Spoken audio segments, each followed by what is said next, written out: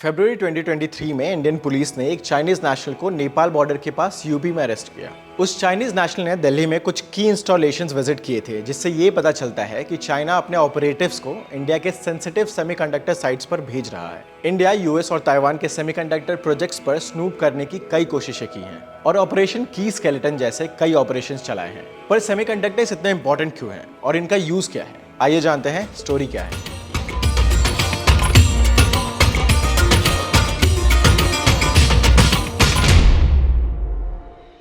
इसका रीजन काफी सिंपल है। आज के डेट में एआई और जनरेटिव एआई जो हर कंट्री के लिए क्रिटिकल बन गया है, सेमीकंडक्टर्स उसमें डोमिनेंस का एक बड़ा पार्ट है और इसलिए पूरी दुनिया में करंटली एक चिप वॉर सा छिड़ा हुआ है। यही नहीं, ये हर कंट्री के नेशनल सिक्योरिटी स्ट्रैटेजी और डिप्लोमेसी का बड़ा हिस्सा बन गया है। सेमीकंडक्टर्स का यूज आजकल के इलेक्ट्रिक डिवाइसेस और एआई कंप्यूटिंग में ही नहीं, बल्कि कंज्यूमर इलेक्ट्रॉनिक्स जैसे mobile phones, laptops, game consoles, space vehicles वगैरह में सेमीकंडक्टर चिप ट्रांजिस्टर्स, डायोड्स और इंटीग्रेटेड सर्किट्स के लिए बहुत क्रिटिकल है। और सोलर सेल्स में भी सिलिकॉन सबसे कॉमनली यूज सेमीकंडक्टर है।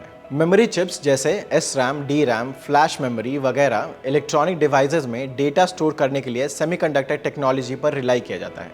माइक्रो प्रोसेसर्स का कोर भी सेमीकंडक्टर से बने ट्रांजिस्टर्स ही होते हैं, जो स्पेस व्हीकल्स, ट्रेन्स, रोबोट्स वगैरह कंट्रोल करने में यूज होते हैं। यहाँ तक कि आर्टिफिशियल इंटेलिजेंस के लिए भी स्पेशल तरह के सेमीकंडक्टर चिप्स डिजाइन किए जाते हैं, जो न्यूरल नेटवर्क्स को और मशीन लर्निंग एल्गोरिथम्स को एफिशिएंटली इंप्लीमेंट कर सके। इन एआई चिप्स में प्रोसेसर्स, मेमोरी और दूसरे कंपोनेंट्स एक ही चिप पर इंटीग्रेट किए जाते हैं। इंटीग्रेशन और फंक्शनैलिटी के लिए मॉडर्न सेमीकंडक्टर चिप्स में कई तरह के कंपोनेंट्स एक ही डाई पर इंटीग्रेट किए जाते हैं, जैसे CPU, GPU, memory, IO interfaces, sensors, wireless radios etcetera. AI chips में स्पेशलाइज्ड कंपोनेंट्स जैसे टेंसर कोर्स, एआई एक्सेलरेटर्स और high bandwidth memory modules integrate किए जाते हैं फॉर फास्टर एआई प्रोसेसिंग। अगर देखें तो यूएस, चाइना, ताइवान और इंडिया के बीच एक इंटरट्वाइंड वे में सेमीकंडक्टर को लेकर जियोपॉलिटिकली भी काफी टेंशंस चल रहे हैं, जिसमें हर कंट्री अपनी स्ट्रैटेजी, एस्पियोनाज, सैबोटाज और ग्रोथ विजन के साथ इन्वॉल्व है। जैसे कि यूएस अपने सेमीकंडक्टर इंडस्ट्री को बूस्ट करने के लिए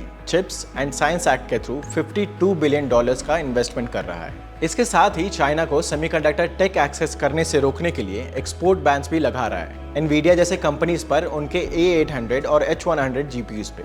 वहीं दूसरी तरफ चाइना अपने सेमीकंडक्टर इंडस्ट्री को डोमेस्टिकली डेवलप करने के लिए मेड इन चाइना 2025 इनिशिएटिव के तहत बिलियंस इन्वेस्ट कर रहा है। चाइना ताइवान से चिप्स और टैलेंट को अट्रैक्ट करने में लगा हुआ है, जिसके लिए वो 5 गुना ज़्यादा सैलरी भी स्पेंड करने के लिए तैयार है। चाइना अपनी यूएस टेक पर डिपेंडेंसी को कम करने के लिए होम ग्रोन ऑल्टरनेटिव्स भी डेवलप कर रहा है, क्योंकि ताइवान की सेमीकंडक्टर इंडस्ट्री में ग्लोबल डोमिनेंस है। दुनिया के 60% से ज़्यादा एडवांस चिप्स का प्रोडक्शन अकेले ताइवान में होता है, खासकर TSMC के द्वारा। यही नहीं, एनवीडिया और AMD जैसे कंपनीज का रूट भी ताइवान में ही है। इसलिए यूएस और चाइना दोनों के लिए ताइवान का बहुत स्ट्रेटेजिक इंपॉर्टेंस है और वो ताइवान को अपने इन्फ्लुएंस में रखना चाहते हैं। ताइवान भी अपने इस सिलिकॉन शील्ड को लेवरेज कर रहा है अपनी सिक्योरिटी के लिए। इन सब टेक्नोलॉजिकल जायंट्स के बीच और इस जियोपॉलिटिकल हॉच-पॉच में इंडिया एक स्ट्रॉन्ग ऑल्टरनेटिव की तरह उभर रहा है। इंडिया के पास भी एक सॉलिड अपॉर्चुनिटी है, क्योंकि इंडिया का सेमीकंडक्टर कंजम्पशन 2026 तक $64 बिलियन तक पहुंचने वाला है। FY 2021 में ही इंडिया सेमीकंडक्टर डिवाइसेस का 19 सबसे बड़ा एक्सपोर्टर था,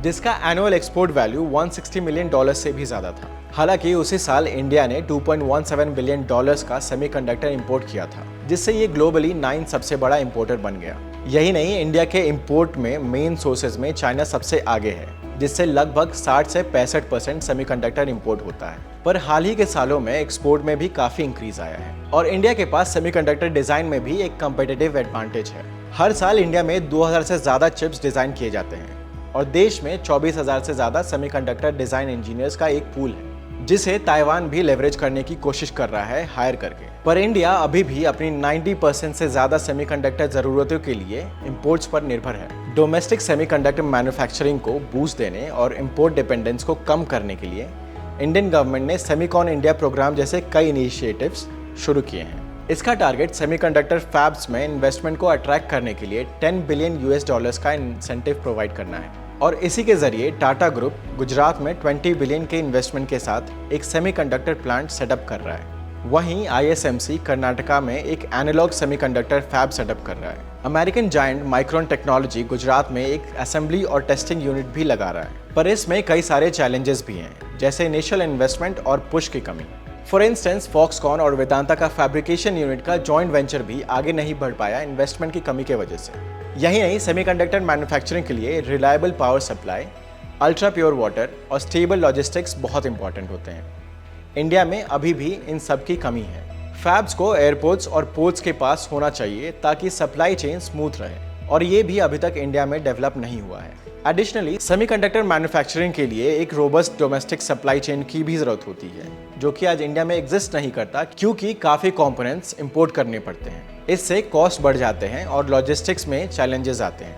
यूएस चाइना ट्रेड वॉर और ताइवान के साथ टेंशंस के चलते ग्लोबल सेमीकंडक्टर इंडस्ट्री में अनसर्टेनिटी है। इससे इंडिया के लिए भी चैलेंजेस आ सकते हैं, और हमें अगर एक रोबस्ट सेमीकंडक्टर इकोसिस्टम डेवलप करना है तो इन सब बातों का ध्यान रखना होगा। अगर आपको ये वीडियो पसंद आया हो तो लाइक और सब्सक्राइब कीजिएगा, और कमेंट्स में बताइए कि इंडिया को क्या करना चाहिए एक सक्सेसफुल सेमीकंडक्टर इकोसिस्टम डेवलप करने के लिए।